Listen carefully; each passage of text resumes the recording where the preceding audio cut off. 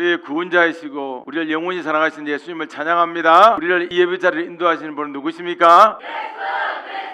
우리에게 은혜를 주시는 분은 누구십니까? 우리를 너무나도 사랑하시는 분은 누구십니까? 우리에게 한량없는 복을 주시는 분은 누구십니까? 예수 그리스도. 요한계시록을 지난주에 이어서 7교회를 하는데요, 이때가 AD 100년에서 150년 어간이에요. 사도 요한이 살아있다고 보니까 100년 어간이 그 사이예요. 그때 당시 교회를 뭐라고 하냐면 초대교회다 이렇게 말해요. 초대교회 성도님들은 예수님을 믿고 난 뒤부터 모든 어려움이 파도처럼 밀려왔어요. 여러분, 왜 모든 밀려오는 것을 파도처럼이라고 그럴까요? 밀려오는 자동차처럼 이렇게 하지 않고, 퇴근 시간에 자동차 엄청 밀려오잖아요. 파도는 끊임없어서 그래요. 스톱하지 않기 때문에 파도라는 단어를 쓰는 거거든요. 그런데 그들과 친근히 지내던 이웃들도 이제 예수 믿는다는 이유 하나만으로 돌아서는 겁니다. 더 이상 예수 믿는 사람들은 경제활동을 할 수 없을 정도로 모든 관계가 다 끊어졌어요. 예수님을 믿는다는 이유로 일터에서도 채용하는 곳이 없었습니다. 우리가 요즘 찾으면 찾을 수 있는 알바 자리도 예수 믿는다는 이유로 참 얻기가 힘들어졌어요. 당시 서문화 지역에서 정상적인 경제활동, 그걸 알려면 길드 여러분 많이 들어보셨죠? 길드가 뭐냐면 상인조합이에요. 농업협동조합 이렇게 하듯이 상인협동조합을 길드라고 그러는데, 길드에 가입을 해야 했어요. 길드에 가입하면 활동을 해야 되는데 황제 숭배를 반드시 해야 되고요. 서문화 지역에서는 그리고 우상하게 바쳐진 음식을 먹는 의식이 들어있어요. 그걸 하지 않으면 길드에 있을 수 없는 거거든요. 근데 이를 거부한 기독교인들은 길드에서 추방당해서 그 사람의 모든 직업을 다 빼앗습니다. 어떻게 생각하십니까 여러분? 나쁜 공동체죠. 화가 나지 않습니까? 법적이고 경제적인 궁핍에 빠지는 겁니다. 생각해 보세요. 요즘은 길드라고 안 하고 좀 더 나쁜 사람들이 뭐라고 그러죠? 카르텔이라고 그래요. 나쁜 카르텔을 구성하고 있다는 겁니다. 심지어 가족들도 혼자 예수님 믿는다고, 야, 네 혼자만 예수 믿어서 우리 가족이 이렇게 힘들어졌는데, 그러면서 대화가 안 되는 거예요. 기독교인들은 종교 지도자들의 감시 대상이 되었어요. 밖에 나갈 수조차 없는 지경에 이르렀어요. 또한 기독교인에 대한 로마의 박해는 엄청났습니다. 가면 갈수록 힘들어졌고, 지하에 땅굴 파고 들어가서 예배 드리지 않는 이상은 예배 드릴 수도 없는 상황이었어요. 그래서 성도들에게는 매일매일 지옥 같았습니다. 예수님을 믿은 이후로 어려움과 가난은 삶의 일부가 됐어요. 주변 사람들이 하는 말이 더 힘들었어요. 야, 저 사람 예수 믿었더니 망했대. 저 집은 예수 믿었더니 가난뱅이가 됐대. 이런 말들이 너무너무 듣기 싫은 겁니다. 사람들은 예수님 믿으면 더 잘 될 거라 생각합니다. 우리도 그런 거 있지 않습니까? 그런데 반대로 오히려 어려움과 배고픔이 더 많아졌어요. 지금 우리는 참 좋은 시대 삽니다. 예수 믿는다고 배는 안 고프잖아요. 그래서 이웃들에게 할 말이 없는 거예요. 예수님을 믿으면 이제 고생 끝, 뭐죠? 행복 시작이라고 생각했어요. 도시는 덜한데 특별히 시골에 가면 한 마을에 20, 30가정을 사는데 예수 믿는 가정 다 알잖아요. 그 가정이 예수 믿으면 주님께 돌아오도록 사업도 어렵게 할 때가 있어요. 그럴 때 사람들이 예수 믿으면 봐, 저렇게 어렵게 돼, 이런 말 듣고 힘들어하는 그런 거예요. 오히려 물질은 없어지지만 예수님하고 더 친해질 수 있는 기회인데, 물질은 금방 또 회복되거든요. 예수 믿으면 고생 끝, 행복 시작, 이렇게 될 줄 알았더니 성도들이 마주한 현실이 냉혹했고 비참한 거예요. 그래서 더 이상 소망 없다, 이제 나 포기한다, 이렇게 하고 싶었죠. 그래서 서문화 교회 성도님들 이렇게 말하고 싶은 거예요. 예수님, 도대체 왜 이런 어려움을 그대로 두십니까? 서문화 교회 성도님들이 예수님 만나면, 예수님, 제가 예수님을 믿는데 복이 오는 것이 아니고 핍박이 오고 고통이 옵니까? 예수님 만나면 이런 걸 물어보고 싶을 정도로 힘들었어요. 여러분, 예수님 만나면 무슨 이야기 할 거예요? 만나자마자 예수님 나를 왜 이렇게 힘들게 합니까? 이런 거 하려고 만나는 거예요? 아닙니다. 오늘 8절을 같이 한번 읽어볼까요? 서문화 교회 사자에게 편지하라. 처음이요 마지막이요 죽었다가 살아나시니가 이러시되. 아멘. 지난주에 약속한 것처럼 편지 이야기를 잠깐 할게요. 서문화 교회 사자에게 편지해라. 서문화 교회 사자니까 서문화 교회의 담임 목사님이라고 생각되잖아요. 아니에요. 요한이 지금 편지를 쓰고 있잖아요. 그러면 지금 어느 섬에 갇혔어요? 밤모섬에 갇혀 있어요. 편지를 들고 갖다 줘야 되잖아요. 헤엄쳐서 탈출하기에는 너무 외딴 섬이에요. 그리고 지중해는 상어도 많아. 배를 타고 가면 당연히 로마 군인한테 걸려. 우리가 편지하라고 하니까 연락선이 와가지고 우편 배달부가 발송해서 사도 요한이 쓴 편지를 가지고 에스보드 사빌라 7교회가 전달하는 게 아니라니까요. 만약 편지 전달하다가 로마 군인한테 걸렸다, 전달하는 자는 그 자리에서 즉사입니다. 이 편지는 보낸 편지가 아니에요. 보내지 못한 편지, 예수님이 편지입니다. 그래서 사자와 편지는 모두 문자적 의미가 아니고 상징적 의미예요. 서문화 교회에 판송된 사자가 아니라 예수님이 직접 서문화 교회에 가겠다는 얘기예요. 근데 누구를 통해서 기록을 하게 하는 겁니까? 사도 요한을 통해서 기록을 하게 하는 거예요. 자신이 가겠다는 말씀입니다. 몇 교회? 7교회가 지상교회를 대표하니까 모든 교회마다 예수님이 가겠다는 거예요. 글로 쓴 서신이 아니라 예수님이 하시는 말씀입니다. 편지라고 이해를 하면 안 됩니다. 예수님이 친히 편지가 되어 친히 찾아가십니다. 그러면 에베소 교회는 7교회를 들고 7교회를 거니시는 분으로 캐릭터가 나타났죠. 그러면 오늘 스무나 교회는 무엇으로 나타나시죠? 처음이고 마지막이신 분으로 나타나요. 왜 처음이고 마지막인 분으로 나타났을까? 궁금하죠? 같이 보십시다. 인간은 처음과 끝을 몰라요. 처음의 영역은 누구의 영역이에요? 창조주의 영역이에요. 태초부터 계신 분 외에는 지구의 시작, 우주의 시작, 인간의 시작을 모르는 겁니다. 왜 우주보다 지구를 먼저 하자? 지구가 제일 먼저 창조됐으니까. 지구가 태양보다 나이가 많아요. 며칠 일찍 태어났어요. 그러니까 지구의 시작을 먼저 하는 거죠. 아담은 처음에 자기가 숨을 쉬고 에덴 동산에 사는 이유 몰랐어요. 주님께서 영으로 가르쳐 준 거예요. 아담에게 가르쳐 주기 때문에 내가 하나님의 형상으로 만들어졌구나 하는 걸 깨달은 거예요.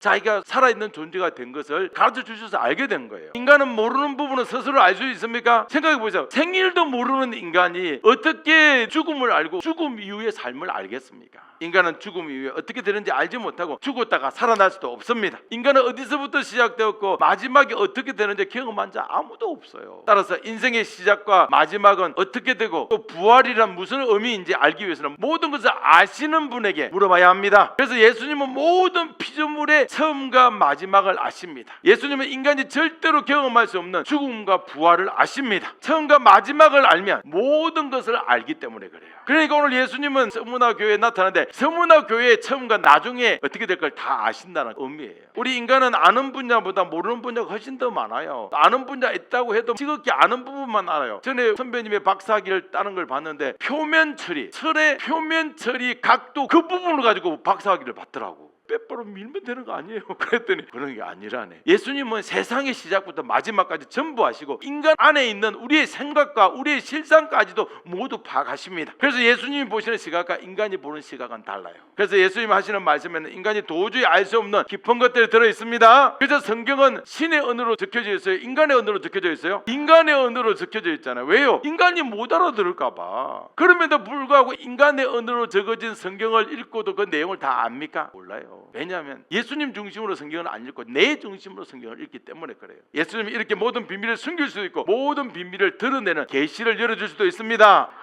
온 세상 것을 알고 가르쳐 주실 수 있는 유일한 분이십니다. 구절을 보겠습니다.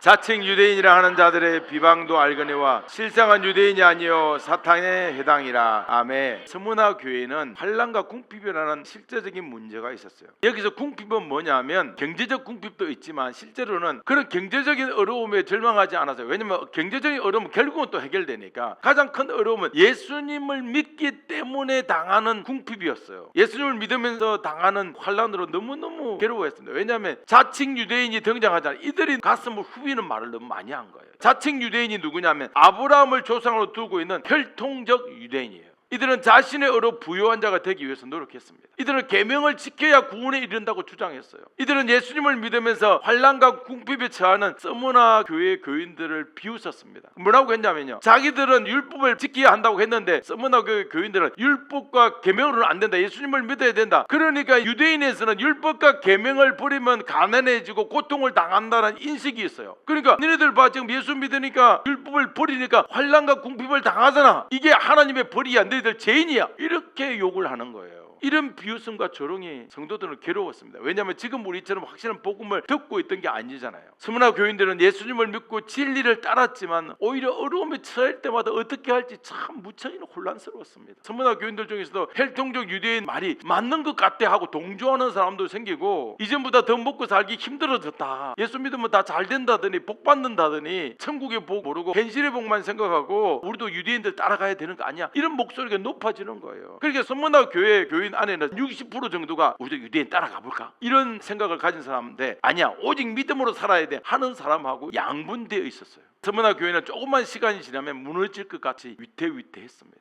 서문화 교회가 직면한 또 한 가지 문제는 뭔지 아십니까? 언제까지 이 환란이 지속되는가? 아까 파도 이야기했잖아요. 밀려오는 파도. 문제 하나 해결하면 또 있고 또 있고. 유대인 문제 해결했더니 저쪽에서 누가 그러고 로마에서 그러고 계속 문제가 오는 거예요. 계속 더 심해지는 환란과 궁핍 때문에 서문화 교회 성도님들 마음이 막다른 골목에 이르는 것 같이 그까지 간 거예요. 인간의 공동체는 힘들 때 작은 문제들이 와르르 무너지게 만드는 거죠. 서문화 교회가 그런 상황에 처해 있었어요. 여러분, 서문화 교회는 겉으로는 믿음을 잘 지키고 있는 것처럼 보였지만 내부에서는 유대인을 따라갈까? 세상으로 갈까? 이런 생각을 하는 사람들이 많이 있었다는 거예요. 지금 당장 무너져도 이상하지 않을 정도로 위태로운 상황에 있었던 거죠. 서문화 교회는 언제든지 와야 될 위기에 처해져 있었습니다. 10절을 볼까요? 너는 장차 받을 고난을 두려워하지 말라. 볼지어다 마귀가 장차 너희 가운데서 몇 사람을 오게 던져 시험을 받게 하리니 너희가 10일 동안 환난을 받으리라. 내가 죽도록 충성하라. 그리하면 내가 생명의 관을 내게 주리라. 아멘. 예수님은 이렇게 혼란스러워하는 서문화 교회 성도들에게 세 가지를 말씀합니다. 첫 번째가 예수님은 성도는 누구고 자칭 유대인은 누구고를 정확하게 알려주세요. 서문화 교회는 무한 자예요? 부유한 자. 자칭 유대인들은 누구예요? 사탄의 해당이라. 무서운 말씀을 하는 거예요. 여기서 서문화 교회가 부유하다는 것은 어렵다. 내면이 예수님의 의로 가득한 거예요. 인간의 의가 아니고 예수님이 주시는 의, 구원받은 의죠. 곧 예수 그리스도의 의입니다. 예수님은 처음과 끝을 모두 아시기 때문에 정확하게 판단하시는 거예요. 교회의 모습과 이단의 모습, 자칭 유대인의 모습을 정확하게 구분하십니다. 예수님께서 어떻게 보시는가, 이게 중요합니다. 예수님께서 나를 어떻게 보시는가, 예수님께서 우리 교회를 어떻게 보시는가가 중요해요. 예수님을 믿는 서문화 교회 그 성도들이 부유한 자들입니다. 예수님을 알아가는 서문화 교회 성도들이 어렵습니다. 예수님을 사랑하지 않는 자칭 유대인들은 사탄의 회당이에요. 자칭 유대인의 뜻은 시대적 배경이 있어요. 유대교는 특별히 서문화 지역에 있는 유대교인들은 목숨 걸고 황제 숭배를 반대했어요. 기독교인들은 도망가고 그러지만 걔네들은 따로 모임을 가지고 습격도 하고 나중에 무엇을 했냐면 로마 총독과 합의를 본 거예요. 다른 신에게 절하지 말라기 나오잖아요. 로마의 황제의 신상에 절하기 싫다. 그 대신 로마에서 조건을 걸었어요. 서문화 지역에 있는 유대인들에게 황제 숭배 안 해도 된다, 절 안 해도 된다. 대신 성전 예배드릴 때 황제를 위해서 꼭 기도해라. 황제가 잘 되도록 기도해라. 그리고 제물은 드려라. 단지 절만 안 하는 거예요. 성전세 반세기를 내라. 베드로가 성전세 내라니까 베드로에게 뭐라고 하죠? 가서 물고기 한 마리 잡아와라. 잡아왔더니 그 안에 반세길이 나오잖아요. 그래서 베드로 거하고 같이 반세 가서 반세기를 내잖아요. 반세기 마태복음 17장에 등장하는 얘기인데 반세기는 돈이니까 지금으로 치면 한 15만 원 정도 되는 돈이에요. 1년에 1인당 15만 원씩. 너희들 성전이 없어졌으니까 진짜 성전은 누구냐? 거룩한 신의 성전 제우스 신전에 내라. 말하자면 로마에 내라는 거예요. 엄청난 세금을 내고 황제 숭배를 면해줬어요.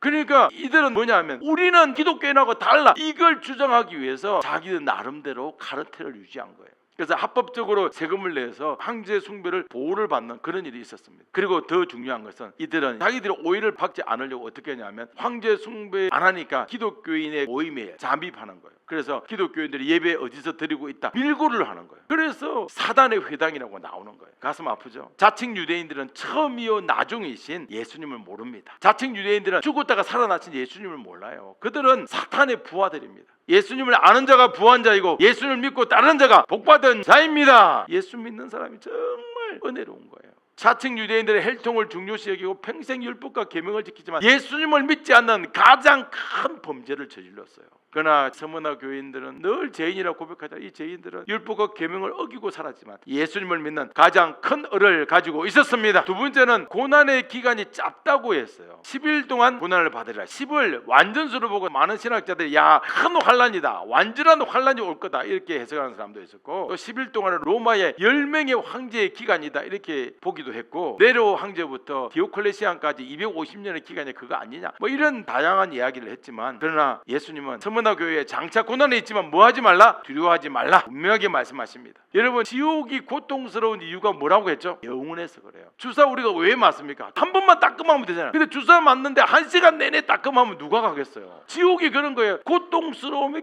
계속 되는 거예요. 그래서 지옥이 무서운 거예요. 성도들은 며칠 동안 환난 받아요? 10일 동안. 1년도 아니에요. 여기서 10일은 상징적으로 기억하세요. 뭐냐? 매우 짧다는 뜻이에요. 우리나라 말로 조금만 참어, 며칠만 참어 이런 뜻이에요. 며칠만 우리 참을 수 있잖아요. 10일이라는 기간은 고통당하는 성도들에게 이 말씀이 너무너무 위로가 되는 거예요. 와, 10일만 참으면 되는구나. 세 번째로 보십시다. 예수님은 충성하라고 말씀하시죠. 충성하라. 예수님은 짧은 기간 동안 죽도록 충성한 자에게 생명의 면류관을 주십니다. 면류관은 언제 받아요? 우리가 죽으면 천국에서 받잖아요. 면류관의 뜻이 뭐냐면 왕관이란 뜻이에요. 왕관을 씌워주겠다는 것은 무엇으로 만들어주겠다는 얘기죠? 왕으로 만들어주겠다는 얘기잖아요. 언제 왕으로 만들어지죠? 천국 가서. 우리가 요한계시록 1000년 동안 무슨 노릇하리라?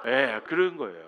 정말 멋집니다. 그래서 24장로가 예수님 오니까 왕관을 내려놓죠. 왜? 왕이 오니까 자기는 가짜 왕이니까 면류관을 내려놓는 거예요. 요한계시록 읽어보면 나와요. 그렇기 때문에 예수님은 충성한 성도들을 왕으로 만들어서 다스릴 수 있는 능력을 다해 주십니다. 지옥도 영원하지만 천국도 영원해요. 저는 예전에 백보자 심판, 흰 보자 위의 심판에서 지옥이 없어지는 줄 알았어요. 그때부터. 아니에요. 성경을 제가 잘못 배운 거예요. 그 선배가 잘못 가르쳐 준 거예요. 성경을 자세히 읽어보면 지옥도 영원해요. 천국도 영원하고. 하지만 우리 짧은 고난의 기간 이 땅에서 예수님께 충성하면 영원한 상을 주시겠다는 그 말씀임을 기억하시기 바랍니다. 예수님을 믿지 않는 자들은 자신들이 죽음 이후에 어떻게 될지 몰라요. 그렇기 때문에 예수님 믿지 않는 행동이 어리석은 행동이에요. 짧은 인생 동안 뭐합니까? 이 세상의 쾌락과 즐거움을 목적을 삼고 돈과 권력을 가지려고 노력하잖아요. 물론 예수 믿는 사람이 돈을 버리라는 게 아니에요. 돈을 버리지 말고 벌어야 돼요. 그런데 진정한 목적을 모르면 안 됩니다. 예수 믿지 않는 자들은 인생의 진정한 목적을 모르기 때문에 단간의 기쁨을 위해서 영원한 행보를 선택합니다. 그렇다고 예수 믿는 사람들은 직장생활 안 합니까? 아니요. 즐거운 일 많아요. 예수 믿는 사람들 오히려 더 많아. 마음도 편하고. 우리는 예수 믿지 않는 자들의 인생을 절대로 부러워할 필요가 없습니다. 예수님은 죽도록 충성하는 우리를 그냥 내버려 두는 분이 아니십니다. 우리는 죽도록 충성하다 죽으면 어디 갑니까? 죽어봤자 천국이에요. 확신하시기 바랍니다. 세상 사람들처럼 죽을까 봐 두려워하지 않습니다. 우리는 주님이 정한 시기에 정확하게 천국 갑니다. 인생의 결과를 모르는 자는 죽음을 두려워하지만 우리는 처음과 마지막을 아시는 예수님이 모두 가르쳐 주셨습니다. 막연히 두려워했던 죽음 이제는 두렵지 않습니다. 예수님 우리에게도 짧은 인생에서 환난과 어려움을 있지만 뭐하라고 합니까? 죽도록 충성하라고 그럽니다. 그럼 죽도록 충성하라는 것이 진짜 와서 죽으라는 얘기가 아니고 자기가 맡은 일 성실하게 하면 되는 거예요. 우리가 충성해야 할 분은 누구십니까? 예수 그리스도.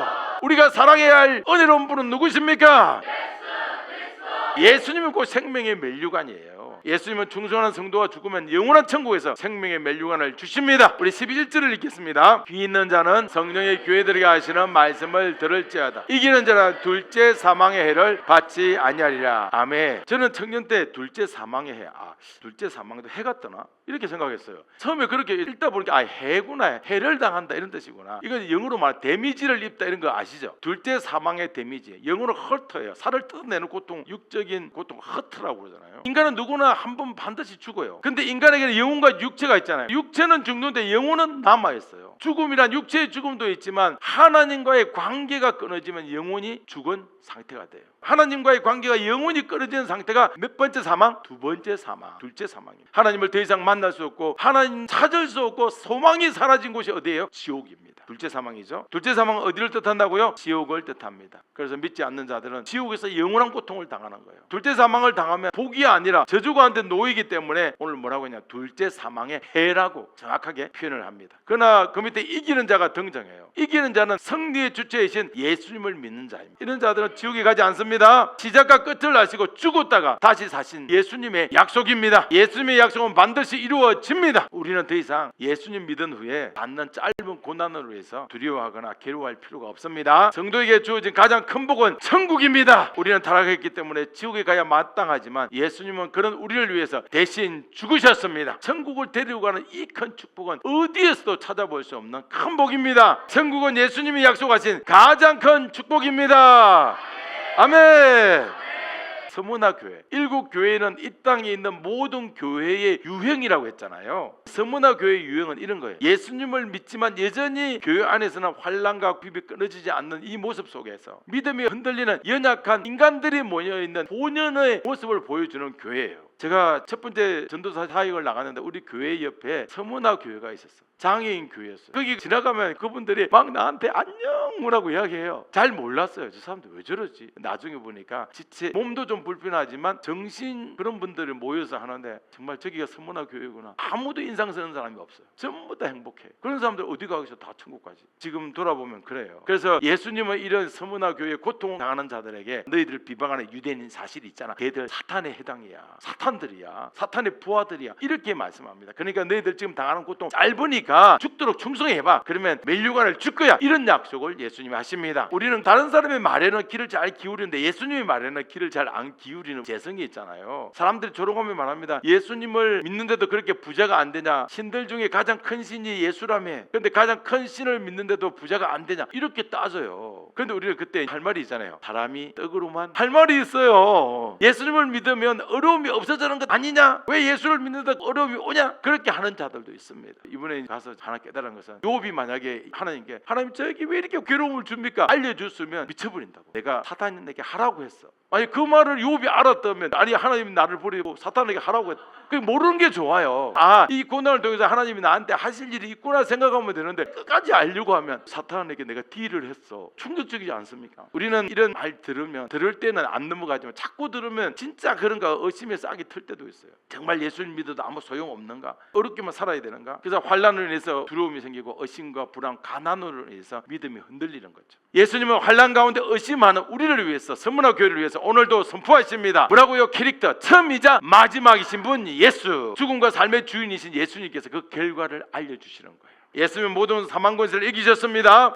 예수님의 십자가의 대속으로 죽음의 권세를 물리쳤습니다. 원래 우리 인간은 승리와 상관없는 자예요. 관련 없는 자들이죠. 스스로 문제 만나도 극복하지 못하고 인생을 살면서도 만족도 없고 우리 인생을 돌아보면 후회밖에 없고 우리 마지막은 두려움으로 인해서 죽기 전에 예수 모르면 지옥 가는 건가? 그런 거예요. 그런데 예수님은 그런 우리를 찾아오셔서 우리의 미래가 되어주십니다. 예수님은 자격 없는 우리에게 신의 자녀, 하나님의 자녀라는 놀라운 은혜를 허락해 주셨습니다. 이 은혜는 세상의 물질이란 명예와 비교할 수 없는 사랑이에요. 우리가 태어나기 전 2000년 전에 이미 결과는 정해졌습니다. 예수님은 모든 악한 세력을 이기신 후에 우리도 이기는 자에 포함시켜 주십니다. 우리가 충성한다고 해서 안 되는 거예요. 충성할 힘을 주시고 둘째 사망의 해로부터 우리를 건져주십니다. 지도를 하나 보시죠. 화살표 중간에 보입니까? 여러분 볼 때 왼쪽에 고린도 쪽이죠. 그게 마게도니아 쪽이에요. 그 다음에 오른쪽에는 바로 스무나가 있어요. 오른쪽에 점 있는 7개 교회가 요한계시록에 나오는 7개 교회입니다. 스무나 지역은 유난히도 황제 숭배를 심하게 했던 곳이에요. 로마와 딜을 할 정도로 강력하게 유대인들 공동체가 있었고, 왜냐하면 유대인들 장사 잘하잖아요. 자기들의 길드가 확실하게 있었던 거예요. 그래서 황제는 근데 거기서 절 안 해도 돼, 절 하는 사람 많아? 봐줄 테니까 돈 내, 이렇게 된 거예요. 그래서 황제에게 잘 보이려고 지방자치제에서 유치하는 거 아시죠? 서머나 지역의 어떤 신전을 우리가 유치하겠다. 왜? 누구한테 잘 보이려고? 황제한테 잘 보이려고. 황제 숭배를 하라고. 그러니까 유대인만 빼고 다 황제 숭배하는 거죠. 서머나 교회에도 황제 숭배를 하라고 했어요. 근데 교회에서는 안 하잖아요. 우리도 예전에 동방 요배 안 한 적이 있잖아요. 신사참배 안 한 적이 있었잖아요. 서머나 교회 담임 목사님이 누구냐면 폴리갑이었어요. 폴리갑 목사님은 감독이라고도 하고 사도 요한의 직속 제자였어요. 황제 숭배 안 하니까 누굴 제일 먼저 붙잡아야 되죠? 담임 목사님을 붙잡아야 되죠. 근데 담임 목사님을 체포하라는 체포령이 안 걸 알고 병도들이 어느 마을로 피난시켰어요. 근데 피난에 있는데 누가 고발했을까요? 밀고 간 사람이 누굴까요? 자칭 유대인이었어요. 유대인이 밀고 했죠. 아주 나쁜 아들이죠. 폴리갑을 잡아왔는데 폴리갑이 많은 사람들에게 존경받고 로마 총독도 많은 사람이 존경하니까 자기도 존경하는 거예요. 사실은 유대인 랍비들이 도덕적이고 그러니까 로마 군인들이 유대인 랍비들을 많이 존경했어요. 그러다 보니까 똑같이 폴리갑도 랍비 중에 한 명이라고 생각하잖아요. 존경해서 살려주고 싶었어요. 딜을 하는 거죠. 네가 군중들 앞에서 황제에게 절하고 예수님을 욕하고 황제의 신상에 맹세하면 살려주겠다. 엄청나지 않습니까? 그때 폴리갑이 남긴 고백이 내가 86년 동안 예수님을 섬겼으나 그분은 한 번도 나를 부당하게 대한 적이 없다. 그런데 내가 어찌 나를 구원하신 나의 왕인 예수님을 못 오갈 수 있겠냐. 그렇게 말하니까 갑자기 좀 전에는 부드러운 마음을 가졌던 로마 총독이 화가 나가지고 너